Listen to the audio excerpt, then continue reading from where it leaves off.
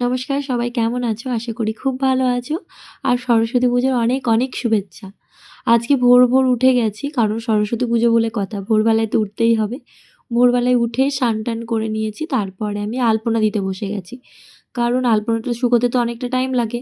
পুজোর সময় না হলে পায়ে, পায়ে পুরো নষ্ট হয়ে যাবে। সেজন্য আলপনাটা আগেভাগেই দিয়ে নিলাম। তারপরে নিজে রেডি হয়ে গেছি।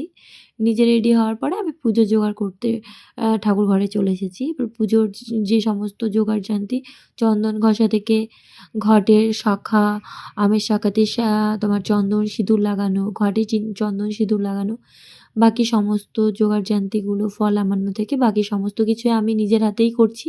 আর আমার এগুলো করতে ভালোও লাগে। নিজের হাতে আমি জোগাড় করি, নিজেই পুজো করি। আর এদিকে আমি ঠাকুর ঘরের যে সমস্ত কাজ থাকে সেগুলো করছি আর মা রান্নাঘরের দিকটা সামলাচ্ছে। কারণ পুজোতে তোমার লুচি দেবো আর একটা তরকারি আর তোমার হচ্ছে পায়েস।